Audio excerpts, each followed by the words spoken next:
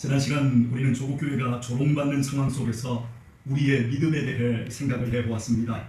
시대마다 교회가 조롱과 핍박 속에 있을 때가 많았고 그때마다 사람들은 흔들렸고 교회를 떠났지만 그럼에도 끝까지 믿음으로 사는 사람들이 있었던 이유는 바로 그 시간을 통해 하나님께서 당신의 의, 당신의 사랑하는 자녀들을 추수하고 있었기 때문임을 확인했습니다. 교회 봐라. 저 코로나 속에서 저 목사들 하는 짓 봐라. 저 코로나 퍼뜨리는 저 괴물 집단 교회 봐라. 이렇게 조롱당하고 있는 상황이지만 그래도 사랑하는 나의 자녀들은 오직 믿음으로 산다라는 말씀이 우리에게서도 이루어지고 있습니다. 이유가 무엇일까요? 세상과 다른 믿음을 하나님께서 우리 마음에 심어 주셨기 때문입니다. 세상 사람들도 다 믿음이 있습니다. 다른 종교에도 다 믿음이 있습니다. 그럼에도 우리의 믿음과 그들의 믿음이 다름은 그들은 자기의 열심으로 믿음을 만들어낸 것이지만 우리가 가지고 있는 믿음은 하나님께서 우리 마음을 감동시키시고 우리 마음에 심어주셨기 때문입니다. 그래서 우리는 틀려 먹었고 미친 사람이라는 야유를 세상 사람들에게 들으면서도 믿음을 잃지 않고 있습니다. 대체 믿음이 무엇이기에 성도를 이렇게까지 믿음으로 살아가게 하는 것일까요? 이에 대해 오늘 본문은 믿음은 바라는 것들의 실상이요 보지 못하는 것들의 증거니 선진들이 믿음의 선배들이 이로써 증거를 얻었다라고 말하고 있습니다. 본문에서 믿음은 바라는 것들의 실상이요 할 때 이 실상이라는 단어가 성경 원문인 헬라어에는 두 글자가 합성된 겁니다. 즉 휘포와 스타시스가 합성된 것으로 휘포스타시스인데 아래에 두고 위의 것을 닫히게 하다라는 뜻입니다. 즉 위에 있는 어떤 것이 있을 수 있도록 그것을 밑에서 지지해주고 지탱하고 있는 그 상태를 의미하고 있는 것이 실상, 즉 휘포스타시스입니다. 예를 제가 한번 들어보겠습니다. 제 아들인 유신이와 유민이가 처음 첼로와 바이올린을 시작할 때는 전혀 실력이 없었습니다. 줄도 그을 줄 몰랐습니다. 줄 네 줄이 뭐가 뭔지도 몰랐습니다. 그러나 지금 여러분이 보시고 아시다시피 이렇게 오케스트라에서 예배를 섬기고 있습니다. 어떻게 이렇게 된 것입니까? 아주 쉽게 얘기하면 연습의 결과이지요. 그런데 연습의 결과가 있기 전에 믿음이 있었어요. 분명히 나는 지금 아무것도 모르지만 실력이 좋아질 것이라고 믿고 학원을 다니며 매일같이 연습한 4년이라는 시간의 결과가 있었습니다. 그 바라고 원하는 믿음을 받쳐주는 부모의 지지가 있었고 본인들의 연습과 훈련이라는 실상, 그것이 휘포스타시스입니다. 바라고 원하며 믿는 것이 현실이 되기까지, 실체가 되기까지 아무리 힘들어도 계속해서 아래에서 받쳐주고 있는 것, 그것이 실상입니다. 다른 예를 한번 더 들어보겠습니다. 엄마가 갓 태어난 아이에게 우유를 먹이는 것은 이 아이가 자라날 것이라는 믿음이 있기 때문입니다. 그래서 엄마가 한밤중에 아무리 피곤하고 힘들어도 깨어서 그 아이에게 젖을 먹이는 아니면 우유를 타서 먹이는 수고를 아끼지 않게 되는 것은 그 행위가 휘포스타시스입니다. 이렇게 참된 믿음에는 실상이 있습니다. 자, 그렇다면 거짓된 믿음은 실상이 있을까요, 없을까요? 밑에서 받쳐주는 실상이 있을까요, 없을까요? 거짓된 믿음에는 실상이 없습니다. 그 가지고 있는 생각을, 믿음을 받쳐줄 수 있는 실상이 없습니다. 그래서 세상 사람들이 가진 믿음, 그 믿음을 우리는 보통 신념이라고도 하고 그걸 우리는 망상이라고 구별을 짓게 되어집니다. 자, 예를 들어서 우리 아들들이 바이올린을 시작할 때 바이올린 그 악기는 한 5만 원이나 될까요? 그런 악기였어요. 지금도 아주 싸구려 악기를 쓰고는 있습니다. 그런데 돈 많은 부모가 우리 아들 이제 바이올린 시작했구나. 그리고 악기를 1억짜리를 악기를 사주었습니다. 그리고 이 1억짜리 악기를 사놓고는 앞으로 연주를 잘할 것이라 철석같이 믿고만 있을 뿐 연습을 하지 않으면 믿음대로 될까요, 안 될까요? 안 되지요. 여러분, 이게 망상입니다. 아이가 자라날 것이라 믿으면서도 저녁에 엄마가 피곤해서 나 넌 저녁에는 저 절대 우유 안 줄 거야. 전 안 줄 거야. 이러고 너는 그럼에도 잘할 거야. 이러고 있다면 그것은 엄마가 가진 망상이에요. 이건 믿음이 아니에요. 노력이 결여된 믿음은 망상이에요. 망상. 믿음은 반드시 실상을 가지고 있어요. 진짜 믿음은 실상을 가지고 있어요. 내 망상과 같은 이 허상을 실제로 뒤에서 받쳐서 나중에 실제로 이루어지게 할 수 있는 그 실상을 참된 믿음은 가지고 있어요.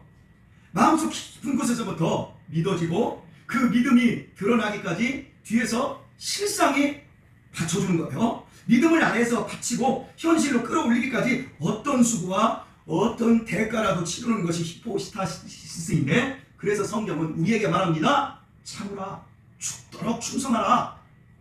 하나님이 우리에게 요구하는 게 바로 그거예요. 그래서 실상으로 믿음을 가진 사람은 예배하게 되어 있고 기도하게 되어 있고 말씀에 순종하고 헌신하게 되어 있습니다. 누가 뭐라고 해도 어떤 상황에서도 예배하고 기도하고 순종합니다. 믿음을 받쳐주는 그 실상이 그 사람 속에 있기 때문입니다. 하지만 허상으로 믿음을 가진 사람은 이 모든 경건한 것을 이루지 못합니다. 의인으로 대변되는 오직 의인은 믿음으로 말미암아 살리라는 의인과 상반되는 개념이 악인이거든요. 악인에 대해서 이렇게 말합니다. 악인은 바람에 나는 겨와 같이 흔들리다가 다 없어지고 만대요. 수없이 많은 사람들이 예수님을 보고 쫓았지만 나중에 예수님 십자가에 못 박힐 때 바람처럼 다 먼지처럼 다 흩어지고 그 사람들은 모두 허상의 믿음을 가진 거였습니다. 오늘 우리의 믿음을 다시 한번 점검해 보셨으면 좋겠어요. 하나님께서는 믿는 자가 소망하고 기대하는 것을 얻도록 하기 위해 그 사랑하는 자녀의 마음속에 히포스타시스를 집어넣습니다. 실상을 하나님이 집어넣습니다. 그래서 이 실상을 가지고 있는 사람과 안 가지고 있는 사람의 눈동자가 틀려요. 그리고 생활하는 태도가 틀리고 말하는 게 틀려요. 여러분은 그걸 구별을 못 하시는데 저는 구별을 합니다. 그 사람이 믿음이 좋아 보여도 목사님 그 사람 때문에 믿음 좋아서 좋겠어요. 그런데 그 사람의 믿음은 망상일 때가 있어요. 그러면 저는 씁쓸하게 웃습니다. 그러나 저 사람이 믿음이 없어 보이지만 진짜 믿음이 있어요. 제가 그 믿음을 보면서 그 믿음이 결국 자라나서 실체가 될 것을 바라보며 하나님의 말씀을 주며 얼마나 감격하고 있는지 모릅니다. 하나님께서 사랑하는 당신의 자녀에게 마음속에 히포스타시스를 집어넣습니다. 그 실상이 처음에는 안 보여요. 씨니까 전혀 안 보여요. 우리 유신이가 올해 좀 농사에 대해서 관심을 갖고 눈을 뜨면서 집에서 모종이라는 모종을 다 심어서 이렇게 트여가지고 수양관에 갖다 주면 김장로님, 이민장 권사님 계속해서 심고 가꾸고 있어요. 어느 날은 아버지 이거 상추씨예요? 손에다 이렇게 털어서 가져왔는데 아무리 봐도 내 눈에는 안 보여요. 뭐 여기 있잖아요. 제가 눈이 안 좋은데 상추씨 보셨나요? 정말 작습니다. 그런데 상추씨도 아닌가 봐요. 그냥 풀씨인가 봐. 상추씨보다 더 작아. 시꺼먼 점 하나 있잖아요. 나중에 제가 돋보기 안경을 쓰고 보니까 그런 거예요. 이걸 가지고 왔어요. 그리고 그것도 심었어요. 뭐가 나올지 모르겠는데 어쨌든 간 씨는 보이지 않아요. 농부가 우리에게 씨를 뿌립니다. 하나님의 농부로. 믿음은 이렇게 처음에 보이지도 않을 만큼 작지만 시간 속에서 그게 실상이니까 계속해서 받쳐주고 밀어주니까 나중에는 자라나고 열매를 맺으면 새가 깃들 정도가 된다. 이것이 하나님의 나라의 법칙이다. 예수님께서 말씀하신 거예요. 우리를 미쳤다고 조롱하고 욕합니다. 그래도 끄떡하지 않고 하나님이 계신 것을 의심하지 않고 하나님을 높이며 찬송합니다. 대체 뭐 때문일까요? 이 사람이 미친 걸까요? 아닙니다. 히포스타시스 때문입니다. 저도 그 소리 많이 들었어요. 우리 가족한테. 너 미쳤니? 나 안 미쳤는데 내가 나를 생각해도 믿음 생활하는 걸 보면 미친 것 같아요. 너 그러다가 어떻게 살래? 교회에다 다 퍼다 주고. 너 이번 달에 얼마 받았어? 아니 그걸 어떻게 당연히 집에 다 갖다 주니? 이번 달에 너 어떻게 살래? 살았고 비단화도 없이 풍성하게 지금 살아요. 그렇게 말했던 그분은 너무너무 힘들고 빚을 지고 있어요. 제가 30년이 되어서 지금 내 인생을 돌아보면 참 놀랍다 이 생각밖에는 안 들어요. 마음 깊은 곳에 계속해서 믿음을 받쳐주는 그 믿음의 실상, 그 실체를 하나님께서 성도의 마음속에 넣어두었습니다. 그래서 흔들리지 않고 지치지도 않고 하나님을 믿고 찬송하고 누가 뭐라 해도 믿음으로 인생을 죽을 때까지 살아가는 겁니다. 그리고 하나님께서는 그런 성도들을 보면서 말씀하는 겁니다. 저 사람이 내 사람이다. 저 성도가 나의 백성이다. 내가 역사를 끌고 가는 목적은 바로 저런 성도를 만들어내기 위한 거야. 그래서 내가 저 사람 속에 믿음을 심어 놓은 거야. 하나님이 그렇게 말씀하고 계세요. 우리 얘기를 좀 해보겠습니다. 여러분은 대단한 믿음을 갖고 계십니다. 이 코로나라는 역경과 방해에도 4차 대유행에도 여러분이 여기 나오지 않았습니까? 이렇게 말하면 여러분의 대답은 이렇습니다. 목사님, 저는 믿음이 뭔지 몰라요. 저는 아무것도 모르면서 그냥 여기 나와 있어요. 그래서 대단한 사람들이라니까요. 믿음도 없고 아무것도 모르면서 대체 여기에 앉아있는 그 대단한 신앙, 저처럼 신학을 해서 정말 완전하게 뭔가를 좀 알고 이런 사람이 아니라 모르면서도 어쨌든가 주변에서 말렸잖아요. 야, 너 나가지 마. 회사에서도 말리고 주변의 가족들도 부모님도 자식들도 나가지 마. 그런데도 여러분 아무것도 모르면서 여기 나왔잖아요. 그러니까 여러분은 모르면서도 여기 나오셨으니까 대단한 믿음의 소유자들이라고 제가 말씀을 드리고 싶습니다. 믿음이 없고 아무것도 모르면서 여기 앉아있는 대단한 신앙입니다. 언제 코로나 걸릴지 모르는 상황에서 내가 코로나 걸렸다면 회사에도 피해를 주고 우리 가족들에게도 피해를 주고 욕도 진탕 먹을 텐데 여러분이 지금 여기에 있지 않습니까? 세상에 이런 믿음 없어요. 슈퍼스타스를 갖지 않은 세상 사람들은 여기저기 빠져나가고 미꾸라지처럼 여러분 겁도 안 주는데도 다 빠져나갑니다. 그런데 우리는 어떻게 여기 이렇게 걸려 있습니까? 여러분들 이 자리에 나오게 한 것은 분명히 하나님께서 여러분의 내면 속에 심어주신 히포스타시스 때문입니다. 이 시간에 비대면 영상으로 예배하는 분들은 좀 껄쩍지근하십니까? 아닙니다. 여러분들도 히포스타시스를 가졌기에 여러분이 두려워하고 연약함을 가졌음에도 지금 이곳을 주목하고 예배하고 있는 겁니다. 저희 교회 출신자들 가운데는 아예 비대면 예배도 드리지 않는 분들이 여러 명 계십니다. 그런 분들에 비하면 여러분들은 지금 두렵고 떨리고 있지만 예배하고 있는 것이고, 그리고 코로나가 진정되면 또 교회로 나오지 않습니까? 이 모두가 하나님께서 우리에게 히포스타시스를 심어주셨기 때문입니다. 그러므로 제가 여러분에게 이렇게 말씀드리고 싶어요. 여러분은 하나님께서 키우시고 길리우시는 바로 하늘의 백성 예수님의 자녀들이라고 말씀드리고 싶습니다. 지금은 현실 속에서 하나님도 보이지 않고 천국도 공상 같지만 반드시 저와 여러분은 천국에 가고 말 것입니다. 성경에 예언된 모든 약속과 복을 쟁취하는 그날이 반드시 오고야 말 줄 믿습니다. 하나님의 말씀을 믿고 순종하는 우리 속에 가진 실상은 반드시 실체로 이루어지며 영원히 누리게 될 것입니다. 그러므로 저는 저 자신은 물론 여러분들에게 오늘 축하의 말씀을 드리고 싶어요. 정말 여러분 한 사람 한 사람을 축하드립니다. 성경에 있는 모든 약속이 다 우리의 것이며 언제 어떻게 세상을 떠난다 할지라도 틀림없이 우리 모두는 천국으로 이사할 것입니다. 이렇게까지 우리에게 복 주시고 은혜 베풀어 주신 하나님을 높이시고 감사하시고 영원토록 찬양하실 수 있기를 바랍니다. 그러면 제가 이렇게까지 여러분 자신이 나는 믿음도 없고 아무것도 모르는데 대체 이렇게까지 여러분의 구원에 대해 확실하게 믿고 설교하는 증거는 무엇일까요? 물론 하나님의 말씀에 그 약속이 있습니다. 이제 그 사실에 대해서 알아보도록 하겠습니다. 여러분이 적당히 몸 사려도 되는데 적당히 거짓말하고 나는 비대면 예배 드립니다 라고 뒤로 물러설 수 있는데도 나는 교회에 나가야겠다고 고집한 이유가 무엇입니까? 비록 내가 교회는 나갈 수는 없어서 지금 비대면 예배로 지금 참여하고 있지만 그래도 비대면 예배라도 집중할 수 있는 이유가 과연 무엇입니까?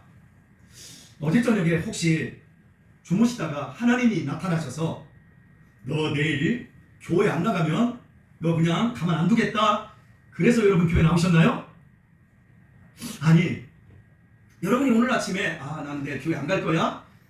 그냥 비대면으로 예배 드릴 거야. 그랬는데 오늘 아침에 눈을 딱 뜨자마자 갑자기 막 천둥 번개가 물음치면서 여러분 앞에 천사가 나타나서 큰 방망이를 들고 너 오늘 교회 안 가면 너 오늘 알아서 해?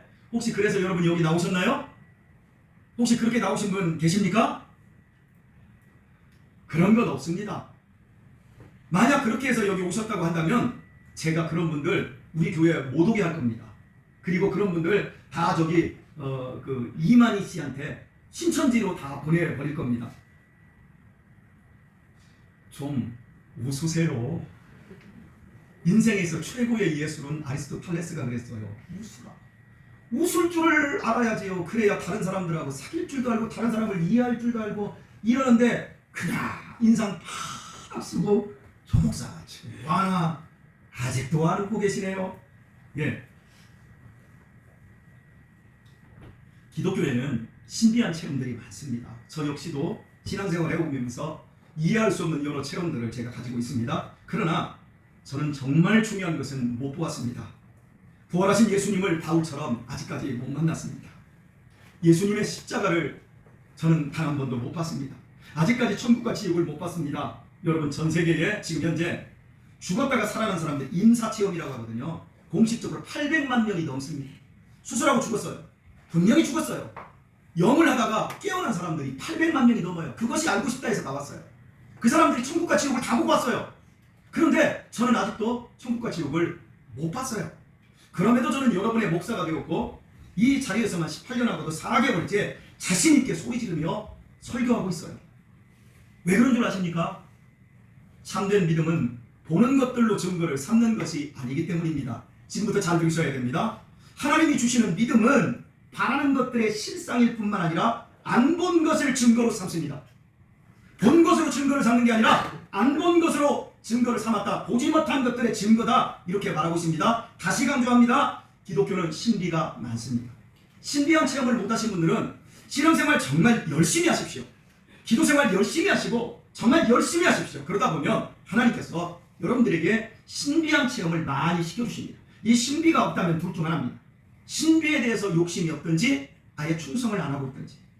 정말 여러분 많이 경험하셔서 여러분의 신앙에 유익을 갖게 되기를 부탁을 드립니다. 그러나 우리의 믿음은 그 신비한 것을 기독교 신앙의 증거라고 하지 않습니다. 오히려 못 본 것을 증거라고 합니다. 다시 한번 따라서 합시다. 못 본 것, 그것이 증거다. 예, 이게 무슨 말장난 같아요. 이 사실을 오늘 본문뿐만 아니라 성경 전체가 지지하고 있습니다. 참된 믿음의 증거는 보이지 않습니다. 보고 증거를 삼으면 얼마나 좋을까요? 자, 여러분, 신앙초는 조금 오래전 얘기지만 박태선이라고 하는 분이 계셨어요. 이분이 1950년 6.25 전쟁 끝나고 남대문 우리 장로교회입니다. 남대문 교회의 장로님이셨는데 이분이 엄청난 걸 봐요. 죽은 사람도 살려요. 기도하면. 안진된 일을 이렇게 세우고요. 누가 봐도 보여지는 증거가 하나님이 하시는 일이에요. 예전에는 병원도 없었어요, 여러분. 지금 우리 어지간하면 다 병원 가지만 그전에 너무너무 가난할 때는 목사님들에게 다 달려갔어요. 그래서 목사님들이 하는 일이 맨날 기도하고 열 내리는 일이었어요. 지금은 이제 해열제 먹지요. 그러니까 목사가 별로 할 일이 없어요. 설교만 잘하면 돼요. 근데 예전에 목사님들은 정말 병을 고치는 사람들이었어요. 근데 박태선 장로님은 너무너무 죽은 사람도 살려내는 거예요. 사람들이 구름대처럼 전국에서 모이기 시작했어요. 그래서 신앙촌을 읽었어요. 문선명 씨 아시죠? 통일교. 엄청난 걸 본 사람이었습니다. 평강제일교회 박윤식 씨, 탕명환 소장님을 살해한 사람이죠. 만민중앙 이재로. 지금도 유튜브에 나오는 그 사람 설교가 있습니다. 여러분, 지금 천사가 이 마이크에 임했습니다. 여기 보세요. 자, 이 마이크 위에 지금 천사가 3분 임했습니다. 자, 보이시는 분, 보이시는 분. 근데 저쪽에서 저 보입니다. 저 보입니다. 할렐루야 하면서 다 박수치고 난리 났어요. 수천 명. 여기 천사가 몇 명 있어요? 난 그러는데 안 보이더라고요. 내 믿음이 잘못됐나? 근데 나중에 이재록 씨 보니까 저기 라스베가스에 가서 빠찡코 돌리고 있어요. 빠찡코. 그래서 6억을 다 교회 돈 다 버리고 나서 내가 교회에 폭탄이 되려고 빠찡코를 했다. 내가 이 얼마나 선한 마음을 가졌는데, 그러니까 교인들이 모두 다 할렐루야 우리 목사님 사랑합니다. 그게 미친 거지요. 보았는데 함께 봤다는데 그 짓을 해요. 신천지 이만희 씨, 여러분 엄청난 걸 본 사람입니다. 저희 과천의 장막성전에서요, 유재열 밑에서, 유재열도 엄청난 걸 봤던 사람이고요, 그 유재열 밑에 제자로 엄청난 걸 본 사람이 이 이만희 씨예요. 그 사람들의 이단의 그 책들을 보면 정말 신령한 것들을 많이 보고, 산에 기도하러 가면 막 번개가 뻥뻥 쳐가지고 그 밑에를 막 다 불태워주고 별 이상한 게 다 보여요. 그런데 여러분, 공통점이 뭐예요? 다 이단이 되고 그랬어요. 자기가 하나님이 되고 자기가 성령님이 되고 자기가 예수님이 되어버렸잖아요. 저 같은 목사하고는 비교도 되지 않을 정도로 엄청난 것들을 본 사람들인데 다 이단이 되더란 말이에요. 여러분들이 그들을 추종하는 그 사람들을 보면서 나도 보았다 이렇게 주장하는 사람들을 여러분이 만나거든요. 그들을 보면서 은근히 부러워하는 경향이 있는데 속지 마세요. 전혀 부러워하시면 안 돼요. 보이지 않는 것이 증거예요. 기독교 신앙의 핵심은 보이지 않는 것이 증거예요. 당신이 봤어? 하나님 있는 거 너 봤어? 한번 증명해봐. 이렇게 도전받을 때마다 여러분이 못 봤으니까 어떻게 볼 도리가 없지 않습니까? 그죠? 그래서 속상하잖아요? 설명할 필요 없어요. 그런데 여러분이 신앙을 못 버리고 있어요. 그리고도 여러분이 교회 나와 예배를 드리고 있어요. 그 상태가 바로 믿음의 증거라고 성경이 이야기를 하고 있는 거예요. 자, 증거라는 말은 법정적 용어로 재판정에서 증언한다는 뜻입니다. 여러분, 증언을 하는 사람은요, 자기를 걸어요. 심지어 자기의 생명을 겁니다. 자, 이 사람이 사람 죽이는 걸 봤다 안 봤다? 이 사람을 만약에 사람 죽이는 걸 내가 봤어요 해가지고 이 사람이 살인이 드러나고 이 사람을 사형시켰는데 내가 거짓 증언을 했어요? 그러면 이 사람 죽은 값을 내가 나중에 죽습니다. 그런 것처럼 증인이라고 하는 건, 증거라고 하는 건 법정적인 용어로서 내 생명을 걸었다 그거예요. 자, 보세요. 믿음은 바라는 것들의 실상이요 보지 못하는 것들의 증거라. 이것이 증거다라고 했을 때 내 자신의 생명을 걸고 증언한다는 뜻입니다. 한번 제가 쉬운 예를 한번 들어보도록 할게요. 우리 교회에 엄태경 장로님이 계세요. 엄태경 장로님의 부인이 누구지요? 다시 한번, 엄태경 장로님의 부인이 누구지요? 네? 이민자 권사님 아닌가요? 자, 엄태경 장로님과 이 고명자 권사님은 부부입니다. 아무도 아니라고 의심을 안 해요. 무슨 증거를 가지고 그 두 분이 부부라고 확신하십니까? 두 분이 결혼할 때 본 사람이 있습니까? 혼인증명서 보셨습니까? 혹시 등기부등본 띄워보셨나요? 그분들이 부부라는 거? 그런데도 둘이 부부라는 사실을 우리는 의심하지 않습니다. 그럼 무엇을 가지고 부부라고 확신합니까? 같은 집에서 사는 것이 증거입니까? 그것만으로는 부족합니다. 같은 집에서 안 살아도 부부인 사람도 많고요. 도리어 같은 집에서 사는 원수들이 더 많습니다. 대체 결혼한 것도 안 보고 혼인서약서도 안 봤는데 저분들이 부부라는 것을 우리가 어찌 알고 있는 것입니까? 분명 증거가 있기 때문입니다. 하은아, 하은이한테는 안 먹고, 은호야 긴장하지 말고, 은호야 네가 장석범 집사님, 유순여 집사님의 아들 맞지? 증거를 대봐. 너 엄마 뱃속에 있을 때 기억해? 너 엄마 뱃속에서 나왔을 때, 엄마 자궁에서 나왔을 때 그 순간 기억해? 너 엄마 아빠 DNA 가지고 너 유전자 검사 해봤어? 너 입양했어. 어떻게 알아? 그런데 의심해봤어 안 해봤어? 엄마가 너 맨날 추억하잖아. 컴퓨터 그만해! 은경아! 아이고 저런 봐도 너 힘들 때 많지? 엄마가 아니었으면 좋을 때가 많지? 그건 아니더라도 엄마가 한 2-3시간 집에 안 들어올 때 너무 좋지? 자, 엄마가 엄마라는 걸 뭘로 증명할 거야? 부부라고 하는 걸 뭘로 증명합니까?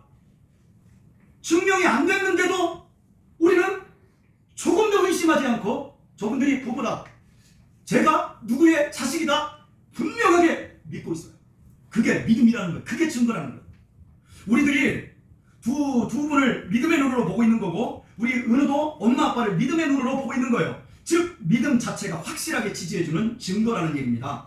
하나님께서 당신이 선택한 자녀에게 심겨준 구원의 믿음이 이와 같다고 설명하고 있습니다. 참된 믿음은 보지 못했지만 확실하게 본 것 이상으로 강력하게 증거해주는 힘이 어디에 있어요? 내 안에 있어요. 본 것보다도 더 확실한 증거로 믿음을 가지고 있기에 성도의 믿음을 누가 빼앗거나 부정시킬 수가 없습니다. 이것이 하나님께서 우리 안에 심겨주신 믿음으로 보지 않고도 본 것보다 더 확실한 믿음으로 자리한 것입니다. 아브라함은 98세가 되도록 자식이 없었습니다. 부인의 나이는 89세였습니다. 두 사람이 절대 아이를 가질 수 없는 나이인데 하나님께서 아들을 주시겠다고 하자 아브라함이 믿었습니다. 하나님의 말씀은 실체가 없습니다. 그런데 믿었어요. 보지 않고도 믿음으로 증거를 가졌다 얘기합니다. 왜요? 믿음 자체가 증거이기 때문입니다. 하나님이 내 안에 주시는 믿음 자체가 증거이기 때문입니다. 더 쉽게 생각해 보겠습니다. 저희 큰아들 유신이가, 오늘 유신이 얘기 많이 하네요. 집에 가면 우리 유신이가, 아버지 왜 내 얘기를 그렇게 많이 하세요? 로열티 내세요? 아마 이럴지도 모르겠습니다만은, 저희 큰아들 유신이가 9살 때였습니다. 한참 제가 데리고 등산을 다닐 때였는데, 산에 가니까 좋은 풍경들이 너무 많잖아요. 그래서 풍경을 좀 찍겠다고 디지털 카메라를 사달라는 겁니다. 9살짜리가. 다른 부모님들 같으면 사줄 수 있었겠지만 저는 이렇게 제안했습니다. 10만원 선에서 사기로 하자. 대신에 네가 7만원을 모아라. 그러면 내가 3만원 보태서 사줄게. 이렇게 얘기를 했습니다. 그날부터 유신이가 언제 세뱃돈 받는 날 와요? 설날만 기다리는 거예요. 어쨌든 그리고 엄마 심부름 할 거 있어요? 아버지 심부름 할 거 있어요?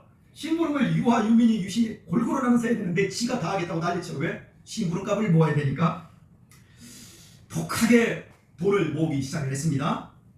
그리고 동시에 자신에게 카메라가 생길 것이라고 마치 있는 것처럼 자랑하고 다녔어요. 유민이한테 그래요. 나는 아버지가 사준다 그랬지. 넌 없지. 아직 없으면서 이렇게 약 올리고 다녔어요. 아직 카메라라는 실체는 유신이 손에 없어요. 그러나 유신이는 아버지가 말한 그때부터 카메라를 마치 가지고 있는 것처럼 확신을 가지고 돈을 모았고 그리고 자랑하고 다녔어요. 왜요? 아버지가 사주겠다고 한 말을 믿은 거예요. 아버지를 신뢰하는 믿음이 그 자신에게 증거가 된 거예요. 믿음은 거창하게 뭘 보고 체험하는 것에 힘이 있지 않아요. 내 마음 안에 들어있는 믿음, 그것이 증거이고 그것이 힘인 거예요. 실제 보는 게 힘이라고요? 견문이 불여일견이라고요? 여러분, 보는 게 정말 힘일까요? 예수님을 본 대제사장들, 서기관들, 바리새인들, 그 사람들이 예수님을 보고 예수님을 죽여버렸어요. 예수님의 제자로 3년이나 먹고 자며 가르침받은 가룟 유다, 예수님이 화장실 가는 것까지 다 본 가룟 유다는 예수님을 보아놓고도 예수님을 은 30에 팔아넘겼어요. 보면 신앙이 좋아진다고요? 보면 이단되고요. 보면 예수님 오히려 죽여요. 내 욕심 때문에. 그래서 하나님이 안 보여주시는 거예요. 안 보여주시는 대신에 우리에게 본 것보다도 더 확실한 믿음을 심어주시는 거예요. 세상 사람들이 없는 히포스타시스를 심어주시는 거예요. 본다고 좋은 믿음 갖는 거 아닙니다. 믿음은 하나님이 우리 마음에 주시는 선물이에요. 그래서 이렇게 말씀해요. 에베소 2장 8절에서 너희가 그 은혜를 인하여 믿음으로 말미암아 구원을 얻었나니 이것이 너희에게서 난 것이 아니요 하나님의 선물이라. 믿음은 그래서 선물이랍니다. 그래서 보거나 체험하지 않았어도 내 마음에 있는 믿음이 증거가 되고 실상이 됩니다. 묻겠습니다. 여러분 하나님을 믿으십니까? 예수님을 믿으십니까? 그렇게 확신이 없구나. 다시 한번 합시다. 예수님 믿으십니까? 네. 그것이 증거래요. 그러니까 입에다 힘을 딱 주고 나는 이렇게 해야 되는 거예요. 누가 뭐라고 해도 누가 시비할 수가 없어요. 내가 만들어내는 게 아니고 내 안에 하나님 선물로 주신 건데 이게 흔들리지는 않는 거예요. 누가 뭐라고 해도 여러분이 하나님의 말씀을 신뢰하는 스스로가 가진 믿음이 증거예요. 누가 여러분의 마음을 건드릴 수가 없어요. 다른 건 다 건드려도. 그래서 그 마음에 하나님이 믿음을 심어주신 거예요. 많은 믿음의 선배들도 소망을 가지고 있었습니다. 갖고 싶은 것, 보고 싶은 것, 확인하고 싶은 것이 많았어요. 그러나 그들은 그것을 못했고 못 가졌고 못 확인했습니다. 도리어 현실에서는 수많은 핍박과 조롱과 방해가 있었습니다. 그럼에도 그들 모두는 분명히 갖게 될 것을 조금도 의심하지 않았고 그 믿음을 지키기 위해 순교까지 했다라. 이게 히브리서 11장 전체의 내용이에요. 보지 않았는데 그 확신이 무엇이냐? 그 믿음이 하나님이 주신 믿음이 하나님의 말씀으로부터 왔고 마음에 확실히 확고하게 심겨진 것입니다. 참된 성도들에게는 믿음의 실체가 마음 밑바닥에 깔려 있습니다.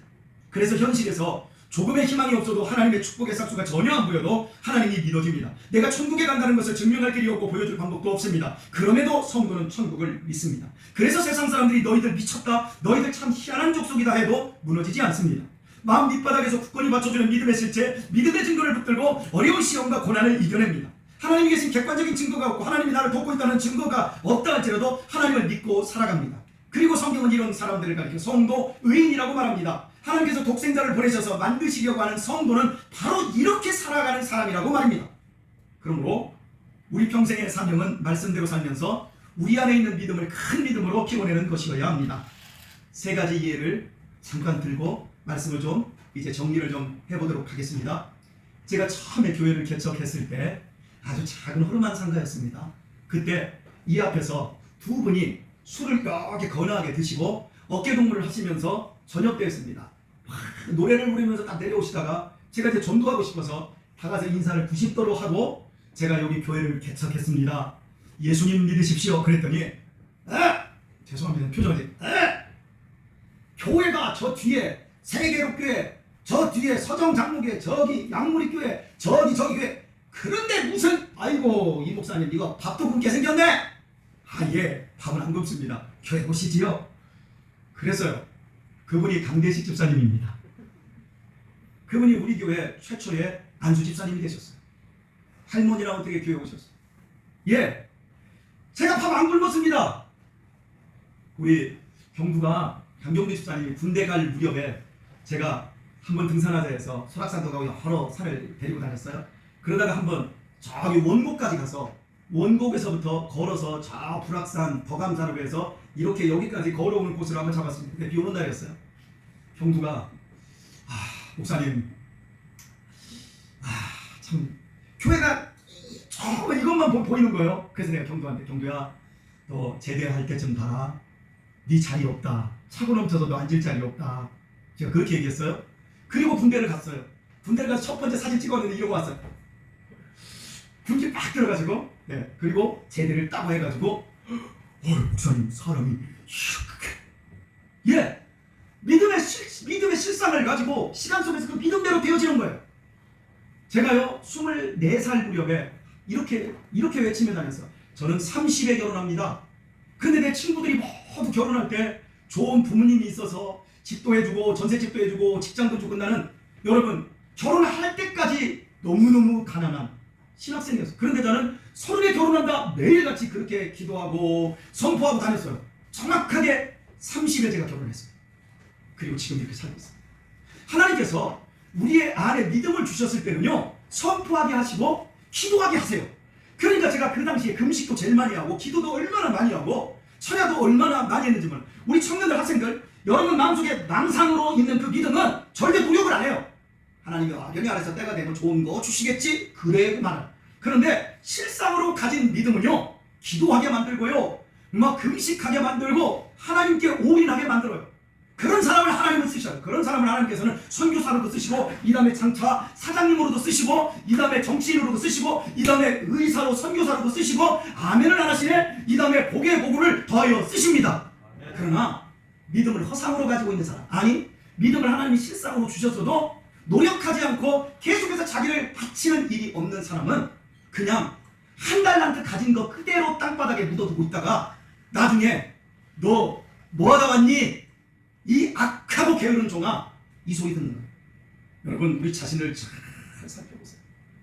우리 자신이 지금 어떤 사람인가? 내가 지금 어떤 실상을 가지고 있나? 우리 모든 성도님들 살펴보셔야 됩니다. 오늘의 말씀을 맺으면서 한 사람의 이야기를 하고 끝내도록 하겠습니다. 18세기 중반 데이비드 리빙스톤은 인류의 가장 미개한 장소인 아프리카로 들어간 첫 번째 선교사였습니다. 그가 미 개척지인 아프리카에서 16년 동안 선교하고 돌아와서 모교인 글라스고 대학에 섰을 때입니다. 강단에 오자 후배들이 오 하면 깜짝 놀랍니다. 왜냐하면 그의 모습 때문이었습니다. 마치 흑인처럼 착각될 만큼 백인인데 새까맣게 타고 깡마른 사람이 올라서니까 청중들이 모두 자리에 앉아있다가 앞으로 고개를 이렇게 숙이고 오 이렇게 다 몰리는 거예요. 그의 몸에는 30여 곳이나 짐승들에게 핥히고 찢긴 상처가 있었는데 이 왼손은 사자에게 왼손 전체가 이게 물려서 왼손이 다 미끄러지고 팔 하박이 완전히 부서져 버렸어요. 이 상태에서 평생을 왼쪽을 못 썼어요. 이분이 명예 박사 학위를 이제 수여받기 위해 올라갔는데 이게 학위를 준 총장이 리빙스톤이 다시 아프리카로 돌아간다고 밝히자 사람들이 아이언시스에 다 놀라 자빠지는 거예요. 아니 그 더럽고 덥고 위험하고 배고픈 곳으로 또 들어간다고? 이제 16년간의 그 경험을 바탕으로 이곳에서 교수하면서 편안하게 후학들 가르치면서 살아도 되잖아. 거기에 또 들어간다고? 너무나 놀라는 후배들에게 리빙스톤은 웃으면서 이렇게 말을 했습니다. 내가 너희에게 분부한 모든 것을 가르쳐 지키게 하라. 볼지어다 세상 끝날까지 너희와 항상 함께 있으리라. 지금까지 나와 함께 하셨던 하나님은 제가 다시 아프리카로 가서 선교하기를 원하십니다. 하나님께서는 제가 숨을 거둘 때까지 나와 함께 하실 것을 저는 믿습니다. 하지만 저는 아프리카 선교를 다 마치지 못할 것입니다. 저는 시작만 할 뿐 그 뒤는 여러분들이 이어서 하게 될 것입니다. 그리고는 말라리아와 치질로 엄청난 고생을 하며 아프리카 밀림으로 들어가 17년을 더 선교하다가 1873년 5월 1일 생을 마감하게 됩니다. 그는 잠비아 지역의 낡은 텐트 안 간이 침대 옆에서 무릎을 꿇은 채 기도하는 자세로 발견되었습니다. 그를 발견한 사람들이 그의 심장과 내장을 빼서 아프리카에 묻고 그의 시신은 그 6개월 동안 그 해안가로 가지고 나오고 이제 8개월 후에 영국 웨스트민스터 사원에 성대하게 장례를 치르고 묻히게 됩니다. 우리와 똑같은 장로교 신앙인이었습니다. 리빙스톤은 스코틀랜드 출신이었거든요. 그가 남긴 마지막 일기에는 이렇게 쓰여 있었습니다. 나는 그분의 약속을 믿습니다. 그분이 나와 함께 하시겠다고 하신 그 약속을 나는 지금도 믿습니다. 말라리아에 죽어가면서도 마지막 남긴 것, 나는 나와 함께 하시겠다고 하신 그 약속을 지금도 믿습니다. 리빙스톤은 하나님께서 자기 안에 심겨주신 믿음의 실상을 자신의 전 삶을 통해 실체와 증거로 만든 것이었습니다. 저는 그가 천국에 가서 받을 영광을 생각하면 소름이 돋습니다. 세상 사람들은 그에게 이렇게 외쳤습니다. 저 미친 사람 리빙스톤 봐라. 그렇게 고생해서 공부해서 그렇게 아프리카에서 업적을 쌓았으면 이제 좀 편안하게 좀 자식들 챙기면서 그렇게 살아도 되잖아. 저 고생하는 거 봐라. 저 자식들까지 고생시키는 거 봐라. 저 하나님 없는 증거다. 저 헛된 일에 자신의 인생을 다 망치고 있고 가족까지 고생시키는 저 사람 꼴 봐라. 어디 하나님 믿느냐? 믿는 사람들도 비아냥거리기는 마찬가지였습니다. 야, 심하다.